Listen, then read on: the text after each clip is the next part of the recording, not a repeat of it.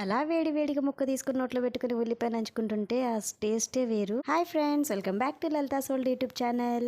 మొన్న మా వారికి వీక్ ఆఫ్ ఉన్న రోజు ఈవినింగ్ టైంలో ఫిష్ తెచ్చుకున్నాం. అవే ఆ జిలేబీ చేపలు. నేను కర్రీ చేస్తానని మా వారితో అంటే నో నాకు ఫుల్ ఫిష్ ఫ్రై కావాలి అని అడిగారు.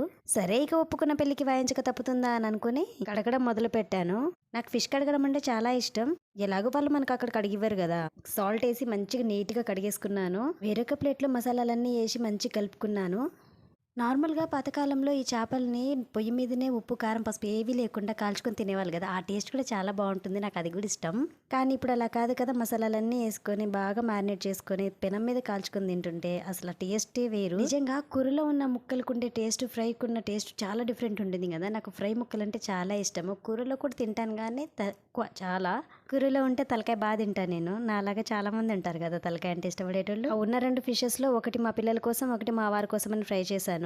నేనేమో పిల్లలతో తినేటప్పుడు సగము, మా వారితో కలిసి తినేటప్పుడు సగం తినేసాను. వాళ్ళకంటే నేనే ఎక్కువ తినేసాను. నేను గనక ఫిష్ ఫ్రై లాంటివి చేస్తే మా పిల్లలు పొయ్యి దగ్గర నుంచి అస్సలు కదలరు. ఎప్పుడెప్పుడు అవుతుందా, ఎంతసేపు పడుతుందా అని ఊరికి అడుగుతా ఉంటారు మా పిల్లలు. అంత ఇష్టం మా పాపకి మా బాబుకి ఫిష్ ఫ్రై అంటే. అడుక్కునే వాడికి 66 కూరలు అన్నట్టు అందులో ఇందులో సగం సగం నేనే తినేసాను. అబ్బబ్బా, చూస్తేనే నోరు ఊరిపోతుంది. వీడియో ఇప్పుడు ఎడిటింగ్ చేస్తున్నా కూడా నాకు ఇప్పుడు తినాలనిపిస్తుంది మళ్ళీ. సర్లేండి, ఈ వీడియో నచ్చితే లైక్ చేసి షేర్ చేయండి. మరిన్ని మంచి వీడియోస్ కోసం మన ఛానల్ సబ్స్క్రైబ్